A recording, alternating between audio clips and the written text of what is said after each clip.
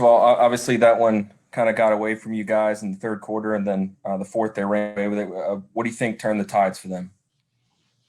Well, I mean, before I answer that question, I gotta give credit to Doc and his staff and Philadelphia 76ers, their basketball team. They're very talented. They're the number one seed for a reason. Great organization. Their fan base is phenomenal. I mean, except for, Popcorn Boy. Other than that, it was a great experience for us. A couple of things got away from us, but I'm reflecting as much as I can without thinking too much, but we couldn't stop fouling them. And then Curry got hot in that third quarter. He made some tough shots and against one of our feisty defenders. Simmons is, I don't know if he's going to get Defensive Player of the Year, but I think he's Defensive Player of the Year. Not too many guys can guard 1 through 5, and he can guard 1 through 5. I mean, there's some guys that can guard one position and do it well, but there's only a handful of guys that can do it like he does. But we couldn't get any rhythm offensively.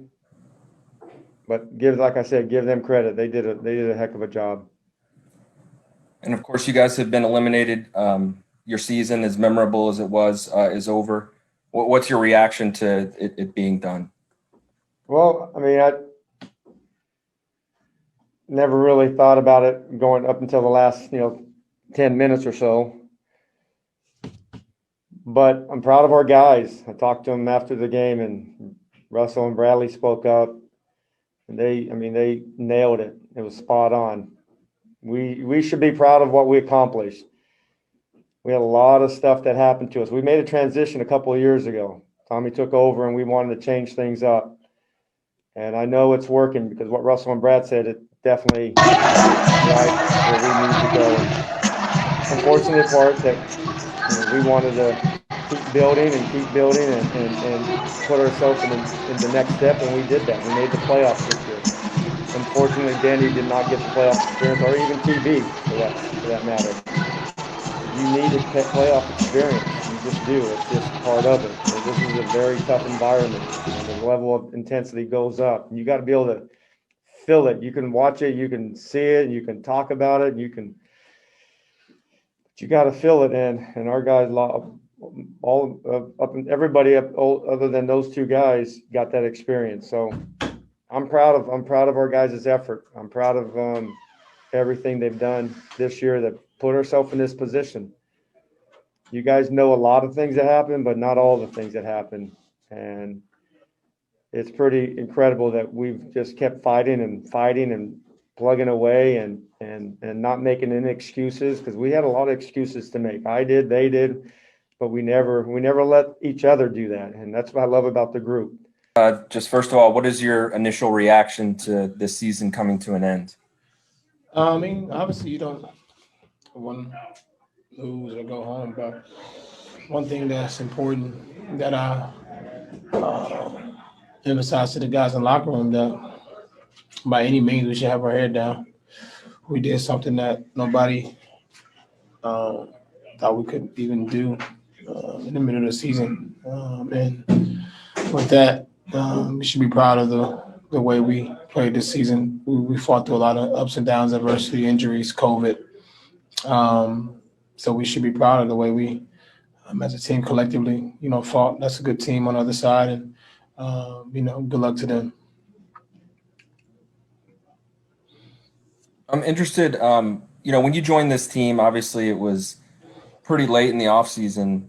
Training camp how did the way it went and end, I guess, how did the way it end measure up to the expectations that you had kind of set for this team in your own mind when you first I just wanted to come to a place and change the culture, bring my energy, my leadership, and make the guys around here better. And I feel like I was able to accomplish that in making guys better players, better people, better basketball players.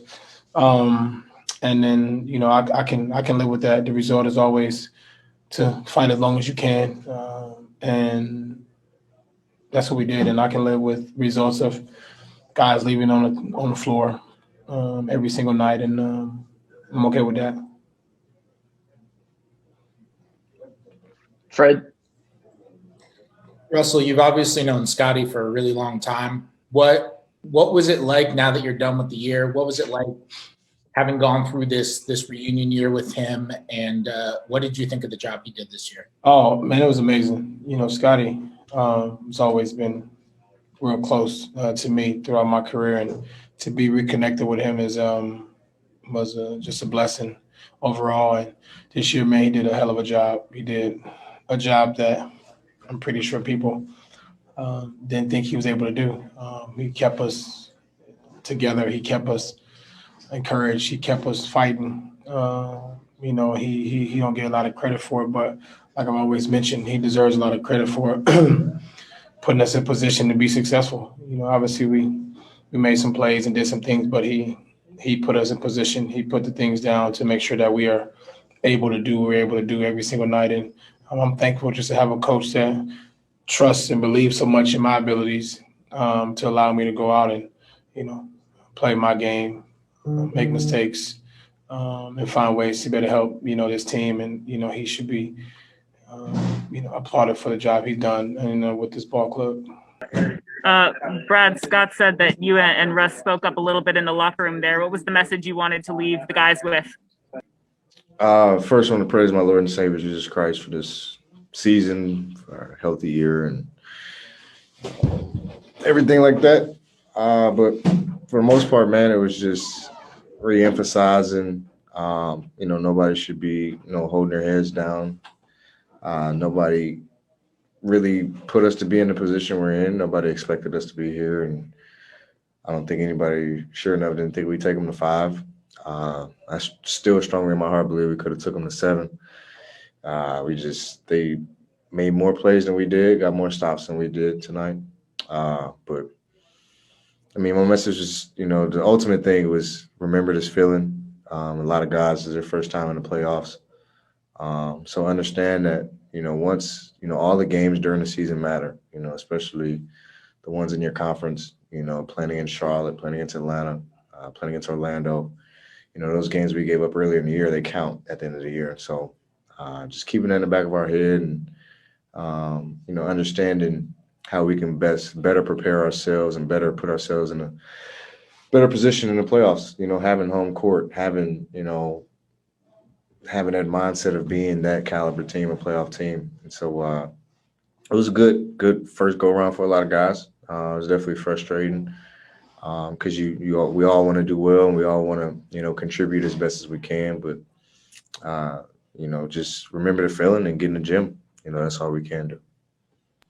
And all that being said, obviously, I'm sure you don't want to address it now, but do you see that you have a future with this organization? You said at the beginning of the season you wanted to see that they could put a winning infrastructure in place. Did they do enough to entice you to stay?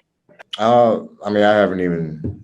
We're not going to think about that or even talk about it right now.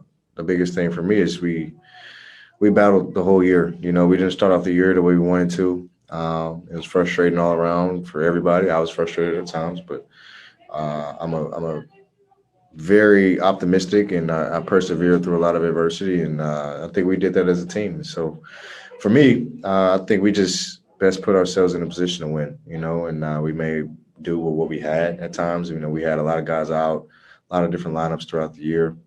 So for the most part, I was happy with that. I was happy with the fact we competed and, we gave ourselves a chance at the end of the year.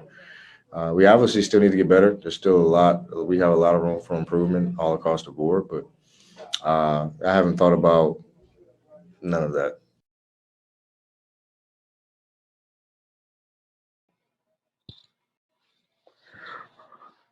Welcome to the Focus TV. So happy to be back this week. Got a lot to discuss with you guys as always. We got Cardell Dudley calling in from the Entertainment Sports Arena. The Mystics taking on the Lynx. So Cardell, what's going on at the ESA? And we know it's at halftime at the moment. Right now, the Mystics are leading 43-38. Tina Charles is doing what she does, 17.4 rebounds, 5 of 8 shooting. Hines Allen has 8 points and 3 rebounds. Natasha Klausman extra aggressive. As we always say, she has 7 points, 3 assists, 2 rebounds, and 3 of 6 shooting. The Mystics, they got off to a slow start, a lot of turnovers, a lot of sloppy play. I felt like they were playing at Minnesota's pace, kind of. They had to keep facing Minnesota in the half court. That's not what you want to do with serious fouls down low. After they started cleaning up things and not turning the ball over so much, they got into their fast pace, and that's when they started to take off. That's when their offense came around, and they exploded. And they came back and got the lead by halftime. Also, they got to start. They got to start defending without fouling. It's killing them right now. Minnesota's 11-12 at the free throw line in the half.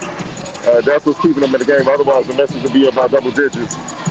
Because they right now they won the 3-point shooting battle. They shoot 44% from 3, and Lynx is shooting 12%. They got clean up playing, stout defense, being solid on that end, but not fouling until that Minnesota to the free throw line. And if they maintain their offense, they should pull out a win. All right, what do you with that in the second half? Who do you expect to kind of take over the second half to kind of bring Washington home and over the hump? We heard what you said about they have to do a better job, take care of the ball and defending without fouling. Atkins, she picked up 2 quick fouls and had to go to the bench for a big chunk of the first half. If she stay out of foul trouble, with Tina's doing the aggression that Cloud has getting to the lane and scoring. She's also hit a couple threes. Mike Hines Allen, doing her point forward thing while being physical. If Ariak is doing the party and not getting a foul trouble, they should be able to pull this out. Because right now, the Lynx is trying to figure out where they can go, what they can expose. You can tell. Because even with Tina having 17, Sylvia only has 8 and 2 on 3 and 5. So they keeping everybody at bay. Right now, the bench is going to keeping the Lynx in. Keeping the Lynx in. And Davis has 7, and Dances has 4. So Johnson has 4. So we're gonna see, man. All right, we'll catch up with you later for Mystics Outlook. All right, folks. You guys heard from Cardell. The Mystics got a little bit of work to do, and Ray, first aid. We've been talking on Mystics Outlook. They kind of sort of need wins. It's kind of a big deal at the moment. They're you're a couple games under 500. You got the Olympics coming up sooner than it. When the season first started, it seemed like you got a while before the Olympic break. You look up, it feels like it's a couple weeks away when you're under 500 at this point. But we had the Wizards kind of talk about their season, how things ended. We're gonna get into that just a little bit more when we return. Where Ray's gonna talk about that in length. But so you guys don't go anywhere. We're gonna take a quick break. When we get back, Octavia, Raymond, and myself are gonna get into the rest of this week's show. And how about this? This is episode 212. I actually know the episode number. See you guys after the break.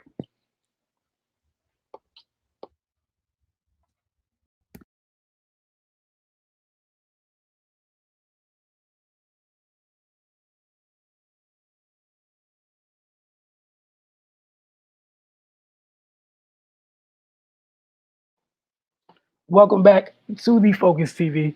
All right, Ray. I know what I wrote in the notes. I'm not going to say that on air, but you know what you're here to do. I was I was waiting for it. Look, I can't wait to hear it. I need y'all to do better. I'm trying to grow as a person. I'm trying at this moment because now I want to say it. I'm not going to. But we take a minute to, if you would like to reflect on the Wizards season. Several, as Coach Brooks, Brad, and Russ did at the start of the show. Yeah. To be perfectly honest, I think all things considered, they had a mildly successful season. I mean, it's always good to make the playoffs, especially given how things started out for them. I'm pretty sure that wasn't a reasonable expectation in a lot of people's minds. But like all 3 of those guys stressed earlier, they fought through a lot, and and they were able to find themselves in the postseason. So that just says a lot about their grit and determination. And it's some positive things to look forward to. Of course, always there's room for improvement. They got to clean up the defense. The turnover issues reared their ugly heads at several points throughout the season. But yeah, man, there's things to build on. They mentioned Thomas Bryant being injured. Then the emerging effort. There is some room for for positivity here. Looking forward to next season. Of course, the hot topic of discussion surrounding this team is whether Scott Brooks is going to be back. And we've talked about it at length on Outlook, but I don't think at this point it's necessary to make a coaching change. And the people that routinely say Brooks has got to go. I mean, what's the plan beyond that? I'd see if there was something in the pipeline, where there was a clear-cut better option available. But I think if they fire Scott Brooks, I'm not sure if people are lining up to take this job. Especially the caliber of coach that people are saying that they want. So yeah, that's just a lot of white noise as far as I'm concerned. I mean, you got to give the man a chance to build something. This is a rebuild, man. Like the face of the franchise for the last 10 years was traded. It's a new era, man. So, and then the craziness of this season, like give the guy a fair chance to build something. You don't want to disrupt the continuity, when it's obvious that there's something to build on here. So, yeah, man, just in regards to the season, like I said, the positive thing is they made the playoffs, of course, was the result they expected. But yeah, man, they were playing the number 1 seed in the East. It was going to be tough, So yeah, man, it's not all doom and gloom around here. Some people would like to paint it. Brad mentioned the losses early in the season kind of coming back to bite him in the end, and that's something we had talked about, as things progress throughout the year. But I mean, going into next year, you'll get a normal training camp. Guys are coming back off injury. People are more experienced. So yeah, I expect them to be able to, get out the gates running, as opposed to how they came out limping this year. So yeah, man, I'm positive, man. Of course, I'm not expecting them to go from what they were this year to contenders next year, but there should be a reasonable leap. Consider all things considered. They had like the 2-3 week shutdown due to COVID and all the injuries they battled through. So under some semblance of normalcy next year, they should do a lot better. And I feel like that's a reasonable expectation. So yeah, man, we'll just see what Tommy does in the off season and be ready for what they got to give us next year. Yeah, I love that you brought that up, and not to be me, but one of the biggest things in sports, when you want somebody to take over, it has to be a situation just like you with a free agent, right? It has to be a situation that's enticing to them, and there's no way in heck why all the people that are thinking about, oh, hey, you could replace him with that. No disrespect, some of these coaches y'all talking about, they are wonderful names. They are not about to go from their current situations down to this one, because this is not set up this is the thing. In 2 years, it could become attractive because now the cap looks different. Technically you get to start over. That's enticing to coaches when you got cap room to play with. You can mold the roster, do all the different things you want to do with it. But when you're kind of stuck to a degree, it makes it less attractive, y'all. And this is not just to a new potential coach, but also to a new potential GM. Like, those are all things folks got to take in consideration. And again, not to be Debbie Downer here, but again, you look around the league and some of the vacancies that are open up. I'm headed down to Orlando before I take over this stuff here, because there's money to play with and picks, and I can do whatever I want. But you just got to keep that in consideration. I think that's the nicest way I could say it is like, yes, everyone would love for things to change, but it's easier said than done when your cap isn't exactly in a great place. You know, you went from Yamahimi to Bertans from the contract standpoint. One's barely better than the other, but again, it's the same thing where you're paying someone and not fully getting all that you signed up for. That's the nicest way I could say it. So that says you're going to go into free agency. That contract kind of limits, and then some of the other contracts limit what you can do in free agency. So again, if you're another coach for somewhere else and you're looking around all these different places, Boston, Orlando, Portland, bro, y'all, I know it's hard, but as a fan, you about to tell me that this is a better situation than some of those places. Like, again, I hate to be that person. Gotta tough it out for at least 2 more years, bro. So there's some things come off the books. That's it. Whether you like it or not, you're here now. And this is one of you remember, I think last week I was on here like an old person talking about consequences. You got 2 more years of it. Not done with it. I don't know what else to say. I'd say if you got anything to add about the Wizards, please go ahead and do so. If not, the floor is yours. Either way. I mean, I just kind of want to piggyback off of what Ray said. Like, I feel like that this was a mildly successful season, like he said. Of course, they wanted more, but just like Brad said in the presser, a lot of people didn't even expect them to get where they got. Making the playoffs, as far back as they were, that was a great feat in itself. It showed that the team did have drive and they did have, good direction, especially coming off of, like you said, getting rid of your franchise player, so to speak. John Wall being a staple in the Wizards franchise and is no longer there. So it's definitely going to take time for them to readjust. They had a lot of injuries. Of course, we had the COVID season. I wouldn't think that they would change anything a lot this year anyway. Again, we've seen crazier things happen, so I'm not saying that it can't happen.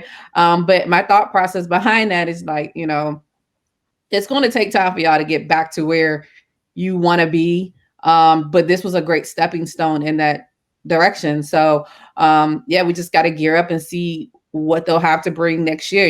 They'll have Russ for a full off season. They'll actually have a full off season. Hopefully, people will be able to rest. People will be able to get, their injuries up. As one crazy story I saw today is that apparently there are data that's showing that the injuries are up this year because of the condensed season. I'm like, duh, like we didn't need data to say that. Like we can kind of just see that. Like I don't know what data company you guys outsource for this, but it's kind of obvious that everybody got hurt this year, especially in the regular season, and you can even see it now still going on in the playoffs. There are a lot of people who are playing with injuries, and it's a part of the game, but of course it's definitely become more frequent due to they don't have a lot of time off, and they're using their bodies day in and day out, back-to-backs, traveling. This isn't a bubble, so it's expected. So again, I think they had a mildly successful season, and I think that they have stuff that they can build on. I feel like Rui had a good coming out. I feel like this was finally like his coming out party. Like I feel like the latter parts of the season and in the playoffs, he played, he could be a star, as long as he continues to trend upwards. So, and then they had a lot of other people that stepped up, and did well for them. So them having a full off season, them getting a lot of their players back from injuries and whatever they decide to do in the off season, as far as trying to acquire new players, I think they still have a good chance, to continue to do well and see what happens next year. Yeah, my bad. My one little thing I wanted to add is, to go into this whole new coach thing, you got some folks that were, fired or let go in past years. They've been hiding out on other people's staffs, ready to jump right back into the pool. Antonio over there just hiding on that Brooklyn bench, like who got a good young situation. Where's a place with no expectations? A couple young lead guards. Me, please. Me, please. You got Jason Kidd lurking off the Lakers bench, just sitting here lurking. I'm a little upset with them. They lost. Somebody need a coach. You got Sam I am. He's still on the he on the Clippers bench, chilling, just ready to go. So again, if you're one of those if you're one of those coaches that's still looking for your first opportunity, if you've seen what happened to other people, where they kind of took the opportunity and didn't think about all the other stuff that goes behind it, and they kind of fizzled out, bro. Like, look, man, y'all got 2 years. Octavia, Julio Jones, man, what's up? Man, Julio done found him a new old home. Of course, if you haven't heard, Julio Jones, who went live on Fox Sports 1 Network with Shannon Sharp over the phone and told everybody I'm up out of Atlanta, is now officially up out of Atlanta. He's touched down in his new home in Tennessee. He is now a Tennessee Titan, which is, to me, it's a scary thing out there in Tennessee, because if you haven't heard, they got AJ, they got that King Henry out there, and even Tannehill decided to restructure his contract so they can make sure that they could absorb Julio's contract as well. So as Ian Rappaport of the NFL Network reported, the Atlanta Falcons shipped 7-time Pro Bowl wide receiver Julio Jones and a 6th-round pick in the 2023 draft to Tennessee Titans for a 2nd-round pick in 2022 and a 4th-rounder in 2023. So that's pretty good. You know, I mean, a lot of people probably would have thought that, you know, they would have had to give up a 1st-round pick to get him. But, you know, as we know, Julio has struggled with injuries over the past couple of years, but Julio is still Julio. And I believe that he still has a lot left in that tank. I think him getting out of Atlanta is probably the best thing for his career. You know, a lot of players, you know, come back from a lot of things when they're in a new place, and a new surrounding, and new opportunities. So I think that just made, you know, the Tennessee Titans another scary team. You know, if they weren't already, we saw what they did 2 years ago with Derrick Henry just dragging them on his own. And now you get a Julio Jones caliber person, and it's starting to look up again. So I'm excited to see what Tennessee does, you know, especially because they were never known, you know, or haven't been known in a while as a really, really great team outside of the past 2 seasons. So to see them pulling together all the right pieces, you know, Tannehill had a resurgence out there. We know what happened to him previously. So another good point is, if you don't know, Julio Jones has worn number 11 the entire time he has been in the NFL. AJ Brown is currently sporting number 11 in Tennessee, and actually tried to give up that number to Julio, but Julio declined, didn't want to take the young superstars number. So it has now officially been reported that Julio Jones will be wearing number 2. As you know, they had the rule change where certain personnel are able to wear lower numbers now. So we will see Julio Jones in a number 2 Tennessee Titans jersey, which is just crazy, but that's how it works in the world of sports. That's the biggest story happening right now in the NFL. A lot of mini camps, OTAs are underway. They're full within the swing of off season and preseason and mini camps and all those things that they need to do. Just a couple of significant things that could have might pique your interest a little bit. Aaron, if you don't know, Aaron Rodgers obviously has not reported to anything remotely associated with the Green Bay Packers. It doesn't appear he's going to. Of course, his coach and his GMs, they keep crossing their fingers and crossing their feet and crossing their eyes and hoping that he shows up, but doesn't look like it. So Jordan Love, I hope he's getting a lot of reps in since Aaron's not there, because as of now, it looks like that he's going to be the starter. I will be very, very interested to find out if they actually do trade Aaron and where he would end up. That I feel like will be the bombshell of the summer, to figure out where Aaron Rodgers is going to end up if it's not in Green Bay.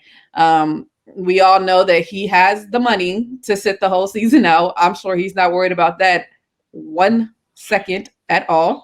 But I'm just very interested to figure out where he lands and what comes of this whole telenovela that is going on in Wisconsin.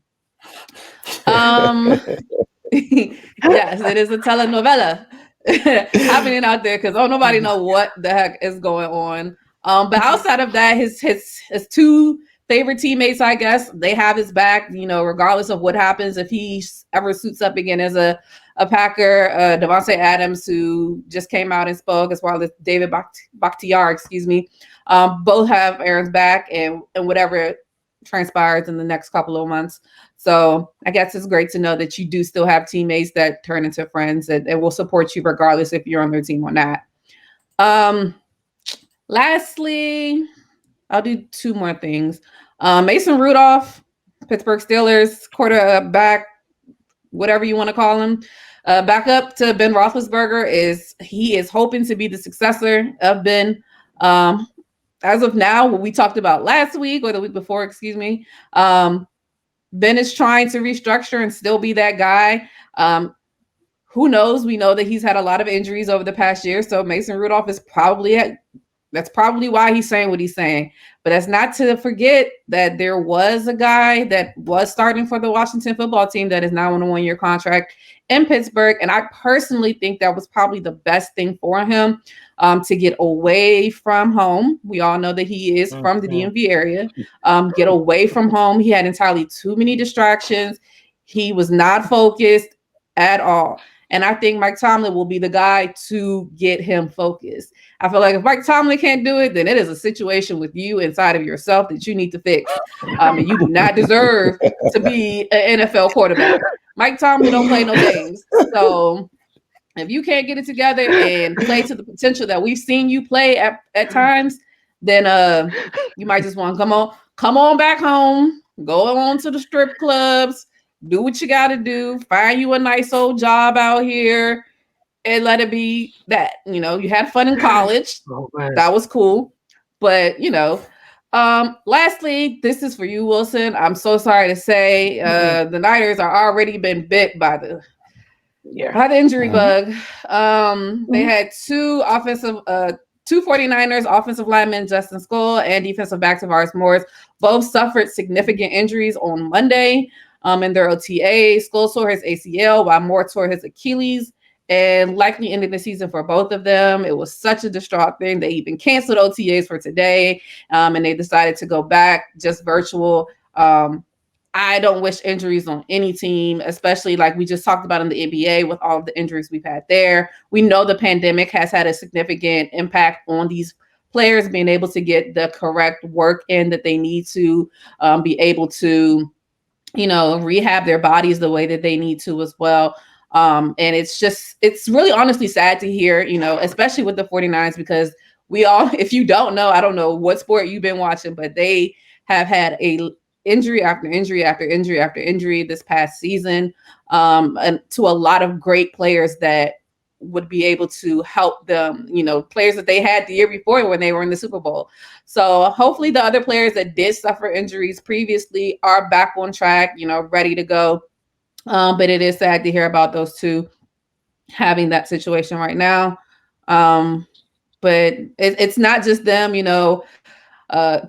I think Cam Newton had a bone bruise on his wrist already. It sounds like he's starting up his story to be like, yep, I'm gonna be the backup, to figure out if the rookie they just drafted is going to take his spot. That might be his excuse. You never know.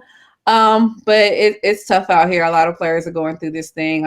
Positive news for Ray's team. It seems like Dak is going to be ready to go as the season starts. We know he had that horrific injury on that ankle, so that's good to hear for him, especially because he got a bag and now he got to go out there and prove he was worth the bag. So I'm so ready for football season to start. Like I just can't even contain myself at this point.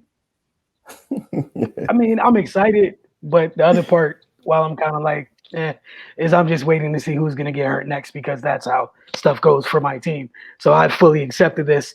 It's literally a war of attrition. And it's just a matter of fact of, you know what? Just going to continue to enjoy the fact that clearly whoever's in charge of the roster building doing a decent job, because the backups get a whole lot of snaps and other people would be in way worse situations. If the quarterback room last year wasn't so god awful, folks would have been in the playoffs, but it was bad. They were super trash. That quarterback room was that bad. So for everyone who was like, why didn't they train up to the third pick? Because our starter's going to get hurt. Just a matter of when. It's going to get hurt. These are the rules. The scientific method is 3 times, right? It's been 5? This is like year 5. He gets hurt. So we'll see if it's 3 weeks this time, 5 weeks this time, 7 weeks this time. The only thing that I'm so comfortable and what warms my heart so is that if he is to get hurt this time, and I wish him a speedy recovery, we move on and life starts anew. It's great. I feel like some people are holding their breath, just like when he's gonna go down. Okay, put Trey in, go. Look, not me. I'm just look. I can't wait to like see that offense like work on purpose. Mhm. So like, there's this whole thing going around like, oh, the offense is too hard. Now they dumbed the offense down for him. Like, Julio had 1,800 yards in that offense. And then, we got the San Fran, Matt Ryan won MVP in that offense. James at the controls, that offense don't look nothing like Atlanta. But y'all about to tell me that they dumbed it down. Yeah, they dumbed it down, but it wasn't for the kid. The kid ran the stuff in college already. How about that? It's fine. Just Lord continue to bless and protect Fred Warner. And that's all I ask. That's it. We'll keep it. There's a couple dudes that need to remain in bubble wrap. If a couple other folks gotta go, you know what I'm saying? It's par for the course.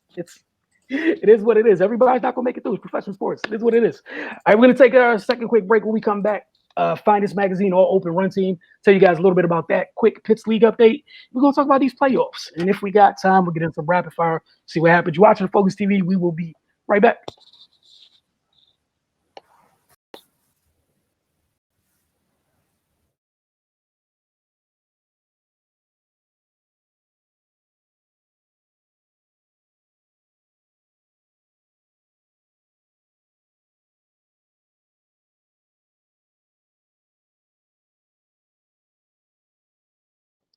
Welcome back to the Focus TV.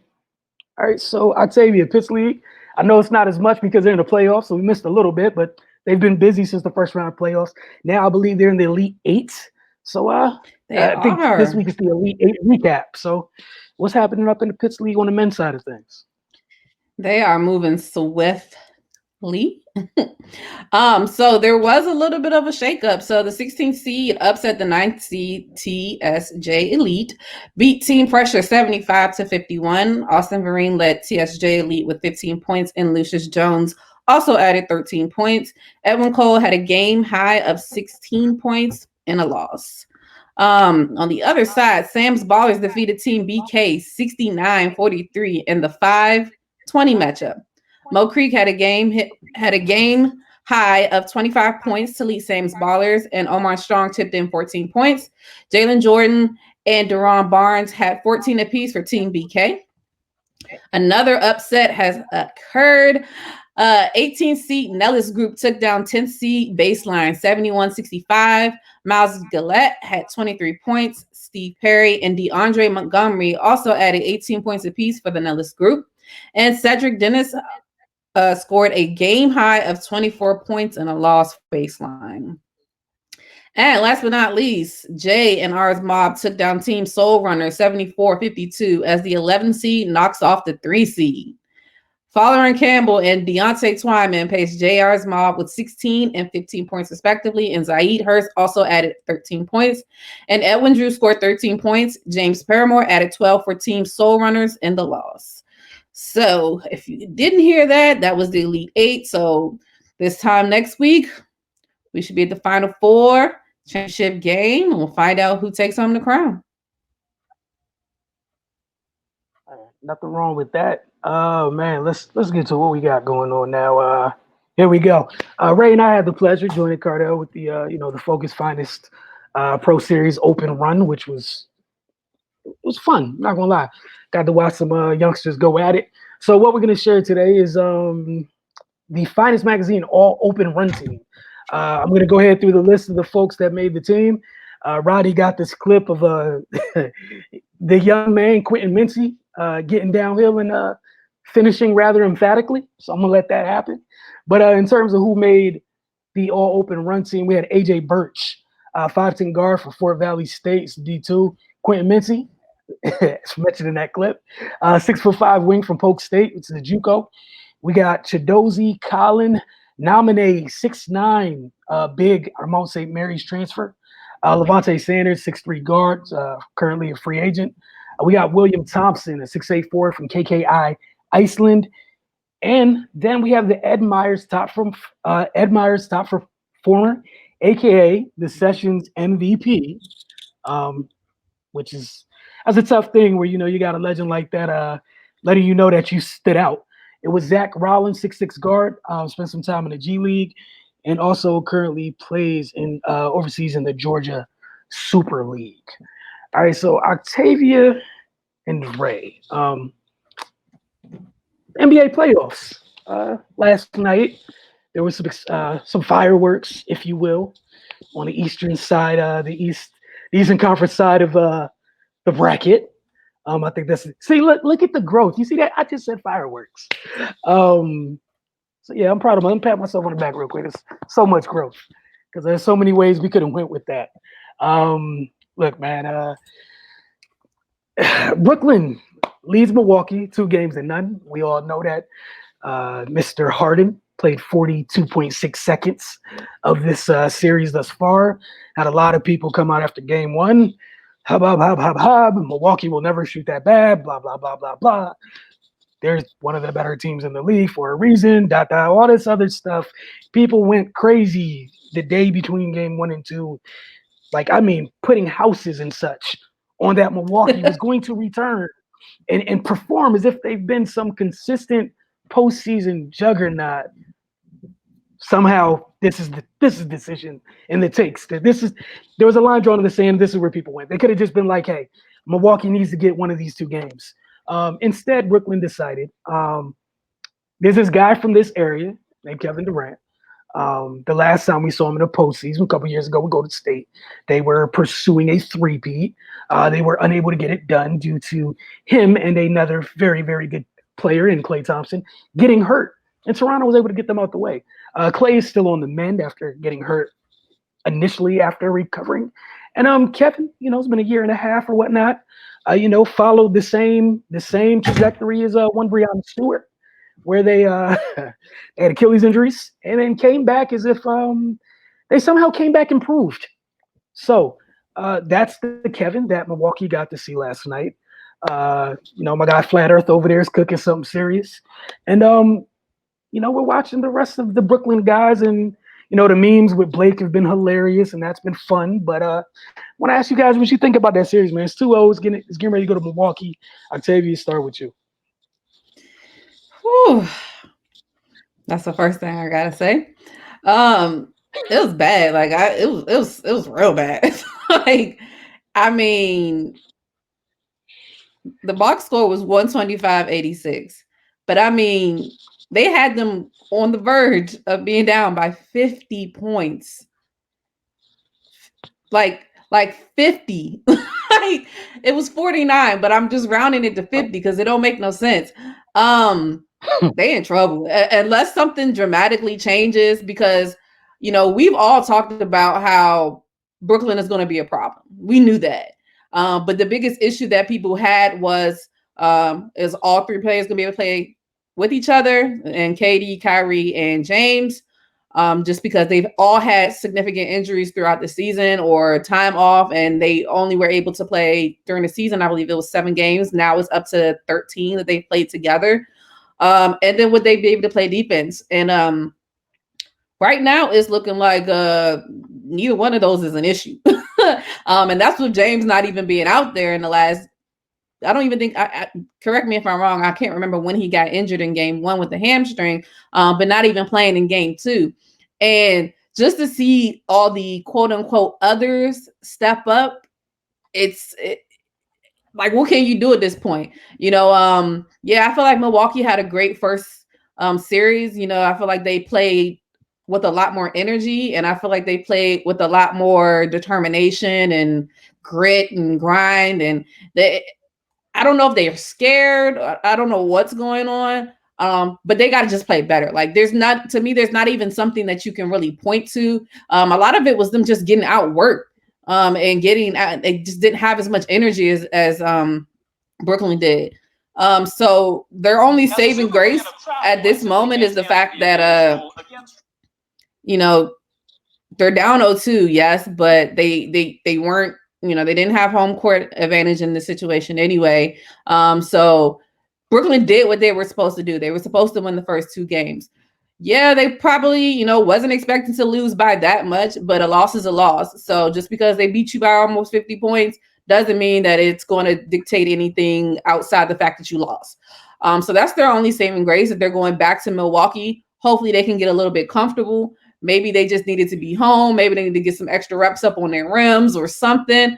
But they have to win game 3, in my opinion. If they don't win game 3, I don't see them coming out of this on the right end of the game, of them doing what they want to do. But it's not looking too good right now.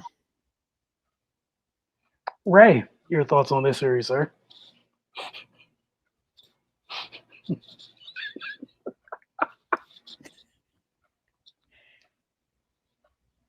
You're on mute, sir.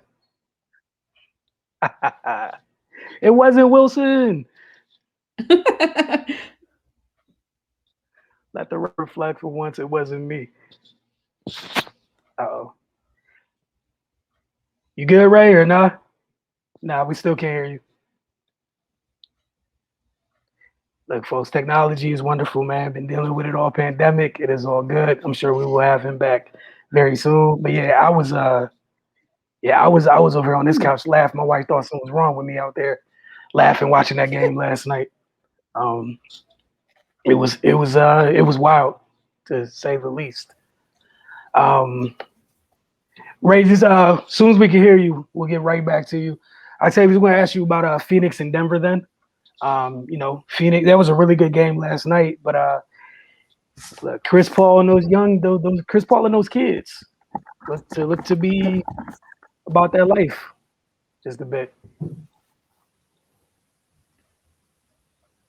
Can you hear me now? Right. Yep. Yeah, we can now. All right, cool. So yeah, Ray, okay. What do you think about the Brooklyn? Yeah, that's over. They're not going to win 4 games before Brooklyn wins 2 more. So yeah, go ahead and pack your things. But I don't know what people thought Brooklyn was, but I mean, come on, man.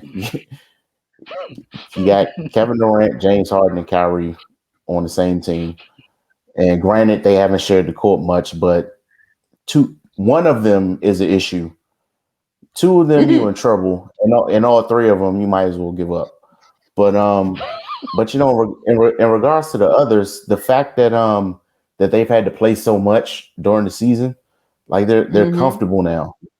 They're in a rhythm. They don't have to just suddenly step into a role they haven't been in, over the course of 72 games. So and they're confident. So that's that's a problem for any team that's got to play them. And that's a little bit of spillover from the guys over there last year. They were in kind of a similar situation. So yeah, man, those guys are ready. And I know people don't want them to be successful, and they'll make up whatever reason in their mind that they won't be. But we got to face facts here. I know I saw a whole lot of Bucks and 6 tweets. Once this matchup was decided, but yeah, it's not looking too good. Milwaukee's offense is still just kind of predictable. So and Brooklyn, they're playing with intensity. So yeah, man, Milwaukee might get a game. But yeah, they're definitely not winning the series. And if they do, I'll gladly eat my words. But yeah, I don't see it. Man, there's a lot of things that have to happen for them to come and take this series. It's on Outlook period. One of the things Cardell says all the time is, these teams having basketball players. And I know people overlook the quote unquote names on Brooklyn. They got a bunch of dudes who can hoop, period. Like, yeah, Bruce Brown can do stuff like play do some of the short roll stuff that Dre does, and that's cool. He can also hit threes because he's essentially a guard. He can also dribble in case he's in trouble. Joe Harris can dribble if he's in trouble. Landry Shamet can dribble in case he's in trouble. Blake Griffin, like, we can go down the roster. Like, the only dude who can't dribble at all doesn't play. DeAndre's just there. So yeah, look, man, I don't know. I just know a couple things. I saw Canada get quiet when dude came back for 11 minutes and had that whole thing like we like hockey anyways, ready to throw the whole title run in the trash. Like, man, this don't even matter. Hockey's our first love. You know what I'm saying? And look, man, like, it feels like to me, and it's always like that. There's some dudes like from the offensive firepower standpoint where, you know, it just feels like that Thanos level, like it's inevitable how he kept saying it. Hey, some people, they really mean it. Like that 30 felt like 50. Like I saw the Cardell earlier. I was like, man, it felt like body blows. Every time he hit a jumper, just feel like, and then you looking at Milwaukee, like I'm interested to see how they come out tomorrow. Because if you don't come out tomorrow like fighting and clawing for your life, he gonna hit you. It's game 3, man. There's a precedent. That's all I got. But Octavia, we moved on initially to Phoenix and Denver. Just want to get your initial thoughts on that. It was a really good game the other night as well. I think this is going to be the series like to really watch. I feel like Devin Booker is on one. And just to see Chris Paul kind of starting to get, you know, better rotation and filling in that shoulder.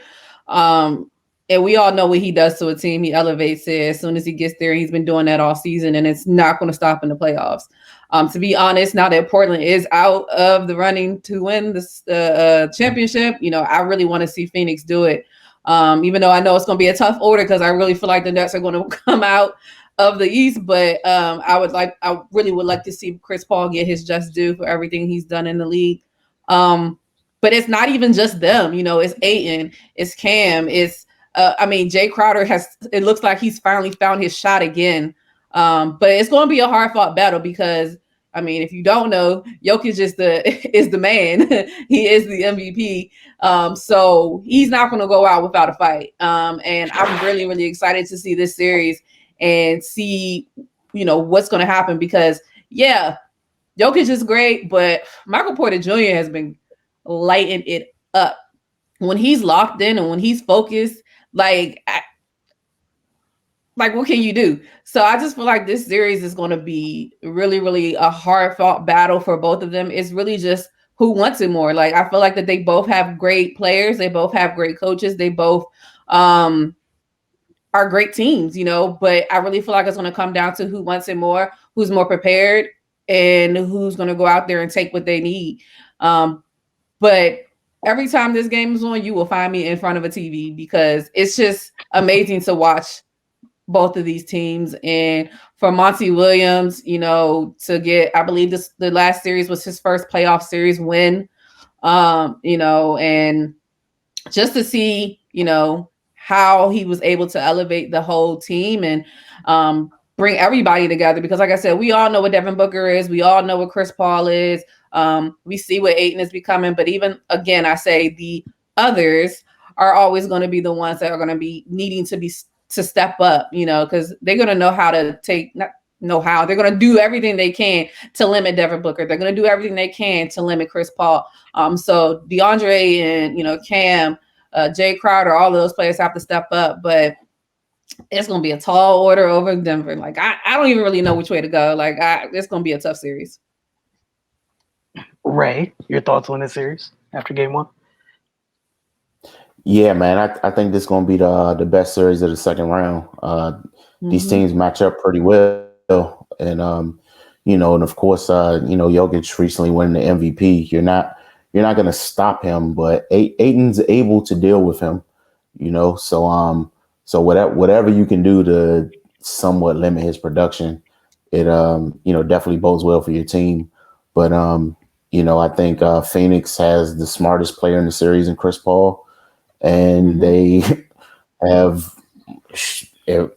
arguably the best offensive player in this series in Devin Booker. Definitely the best scorer. So so yeah, man, we gonna see. You know, Octavia brought up Michael Porter Jr. I mean, people forget, if not for a back injury, he would have been the number 1 pick, and that's for a reason, and he's showing that reason now. So so yeah, man, I love it, man. I love it. I love to see him coming into his own. You know, in Denver, they've just got they got a nice roster, man. They got a bunch of solid athletic wings. Of course, they got Joker in the middle. Yeah, man, it's just gonna be a battle of wills, honestly. But I think Phoenix's edge is gonna be Chris Paul. You know, having a steady hand like that on the floor, it just, you know, when the game gets tight going down the stretch, I mean, it's always gonna give you an advantage. You know what I mean? Jokic does a lot of the similar things on Denver's side, controls the pace of the game, you know, kind of orchestrates things on the offensive end. But yeah, man, that Chris Paul Devin Booker combo is just lethal, you know, and with Chris Paul coming over and kind of taking the ball out of Devin Booker's hands and leaving him free to roam, it's just that much harder to deal with them because you, like, I know Wilson and Cardell say it all the time when we're doing Outlook, you got to find them first. First, you got to find them, then you gotta think about how you're going to defend them. So yeah, this is going to be fun, man. I think Phoenix is going to take this one. Yeah, my man's Mikal Bridges having a coming out party. You know, he's acting a fool. Like, this is one of those things where I know everybody gets so excited and likes to poo-poo on the idea of vets and what they bring to the table. Bro, all they added was somebody who understands what they doing and got all them little kids understanding their roles. Between Monty and Chris, it's like the greatest babysitters or daycare runners ever.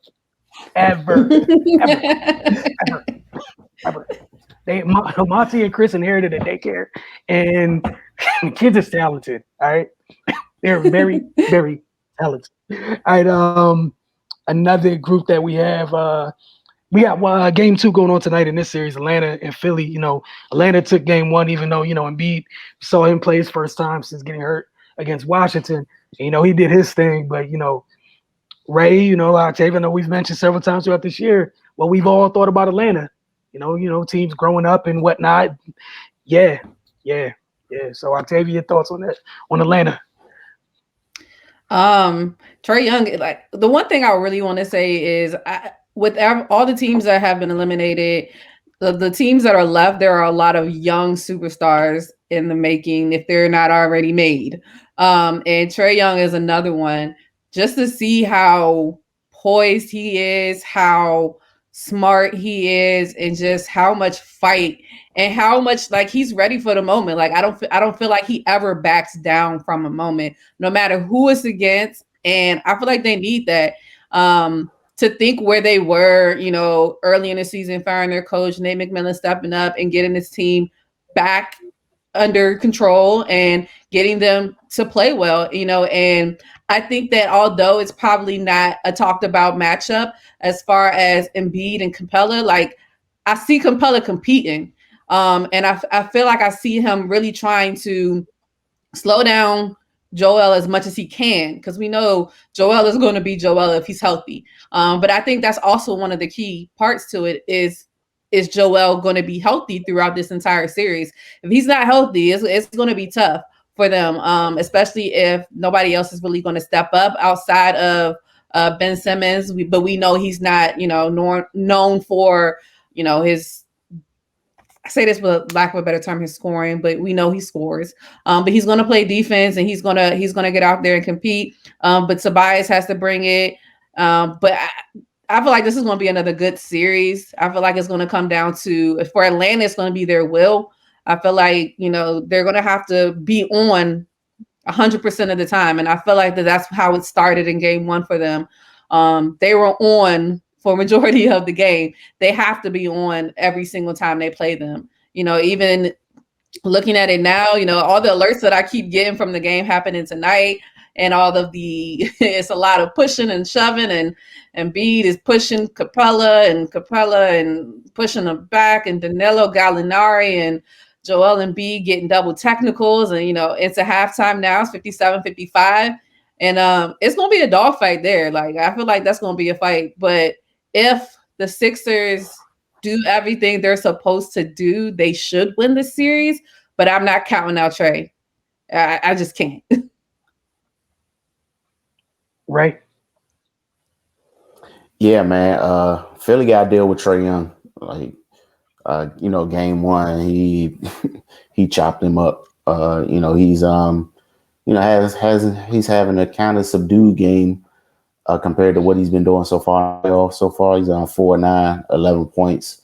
But, you got to count on him waking up at some point. Herder, he's perfect 6 for 6, 15 points, 3 for 3 from 3-point line.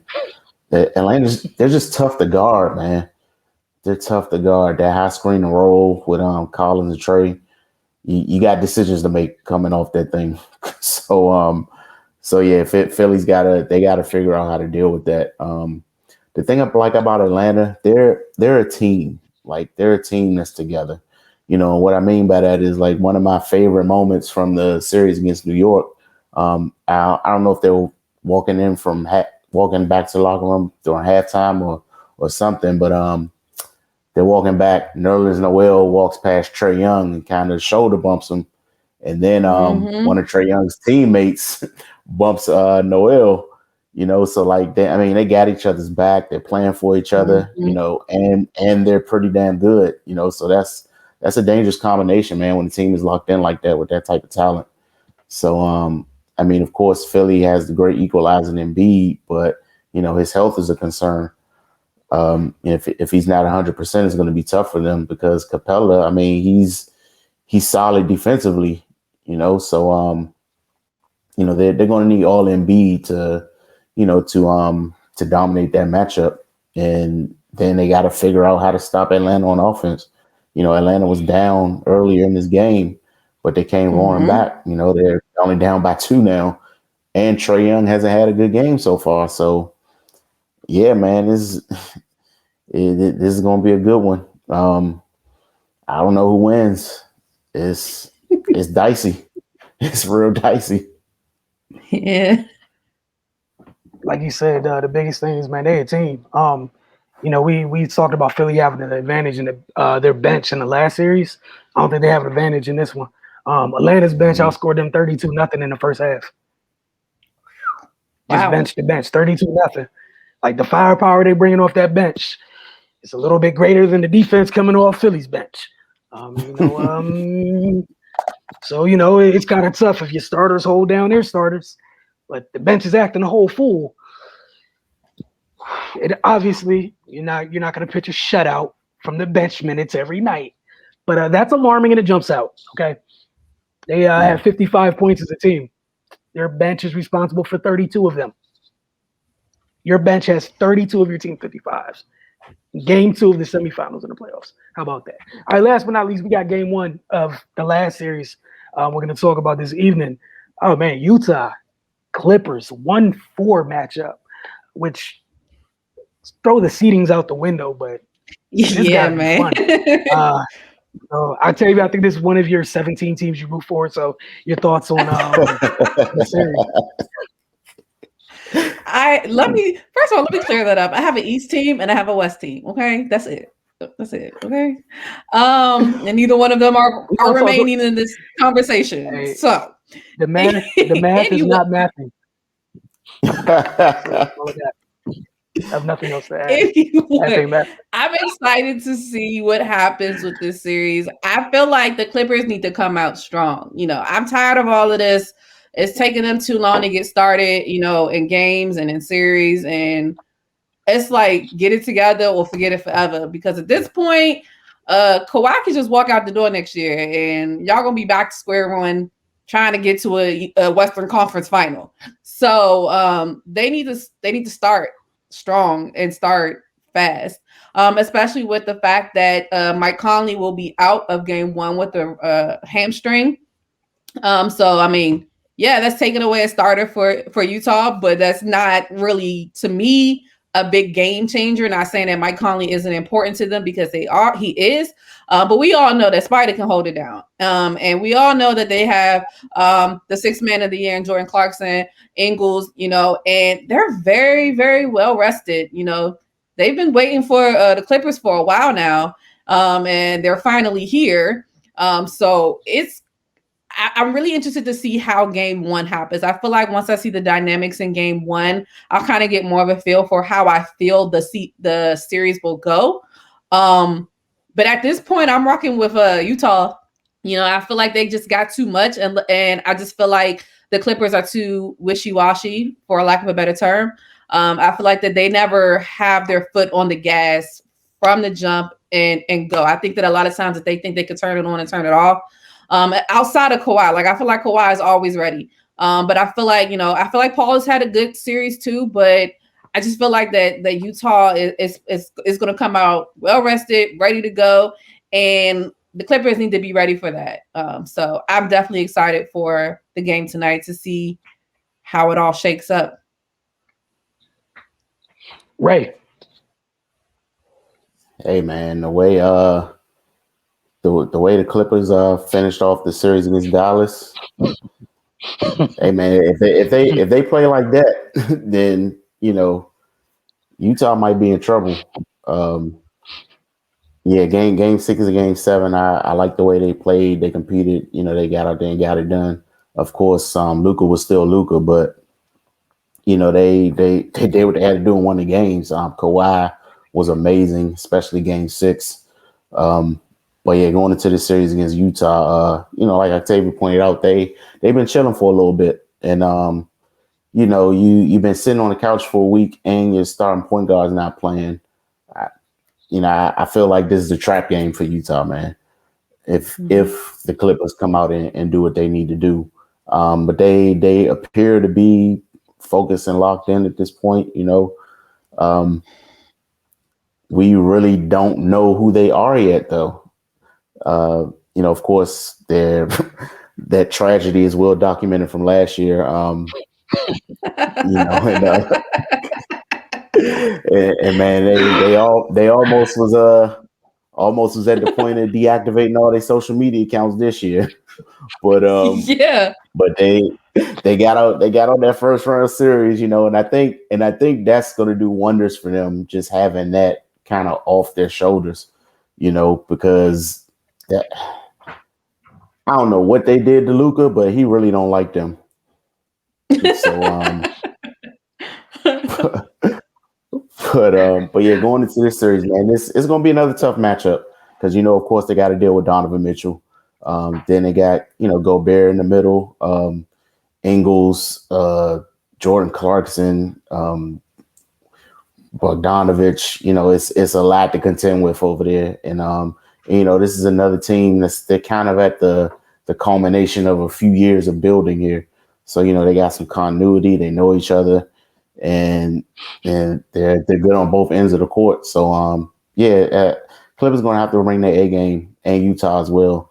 Like you said off jump, Wilson, you got to throw the seasons out the window. I don't think it's a decisive winner here. We just got to see how it plays out. But yeah, man, I think the Clippers need to come out here and take this game, and it will bode for them well to take it kind of emphatically, given the situation. Utah better hope that the Finals MVP they facing ain't on the same stuff the Finals MVP that Milwaukee facing. If they not on the same stuff. That's all I got. Hey. Look, I'm not disagreeing with anybody here. I'm just simply saying, Dallas got a up close version of that for game 6 and 7 when somebody was like, buddy. He went from from Android to Adaptoid up, got some new software, and there's a different type of boogie in them two dudes was doing. They was I'm not going home by you from game 6 and game 7. Not you, not like this. I don't care about whoever's around me. I'm not going out like that. Therefore, they aren't either. I won't let them send me home. Like, no, it's not even all y'all. Them dudes out here shooting 55 plus from the mid range for just cause. And that's the thing. Like, I know you got to go Bear, man. You better hope that he's off some Android stuff early. If he come out as an Adaptoid, I gotta go look up feeling like Milwaukee. I'm trying to tell you them. Look, that non-human get to cooking like that is, man. Luka's a bad man. I felt bad for him in 6 and 7. Kawhi was out there. Now bring him back. Bring him back over here to get all of it. No. Oh, it's a zone. I'm gonna go to the foul line. Come here, buddy. And this is what I'm saying. I'm looking over there. No knock on, no disrespect to Joe Ingles. No disrespect to Mr. Bogdanovich. Hey man, who gonna slow down the adaptoid if you on one? So that's it. Yeah. I look forward to the series. Those are the type of things that can break series. We get again, people walked into the Brooklyn-Milwaukee thing feeling great about everything, and someone else was like, "I'm inevitable," and here we are. So, sometimes life comes at you fast. This is I was great literally to say about for the to very say first time. I was like, life come at you fast, man. Life comes at you fast, man. It will humble you really quickly. One minute you sweeping Miami, everything's love. Next minute you getting dunked on by Blake Griffin. I'm telling you, bro. Hey man, Joe Harris out here. I ain't Tyler Hero. His levels from Joe Harris. I'm just saying. It was like I was just chilling in Detroit, y'all. Like I was just chilling, waiting for it to get out of there. Saving my energy. Oh my goodness. But real quick, we're gonna close down. Look forward to see you guys next week. Obviously we got Mystics out. Look a little bit later tonight, but look forward to saying this for the very first time and then many more times after this. Head over to thefocustv.com. I'm gonna make this real easy. Instead of setting you to 17 different places, go to thefocustv.com. It's real simple. Y'all have a great night. For myself, Octavia, and Raymond. We'll see y'all next week for episode 213. How about that? I guarantee you I'll forget about next week, but y'all heard it here. I'll remember. I said episode 212 I'll remember that. And 213 at the end. I got witnesses. Y'all have a great night.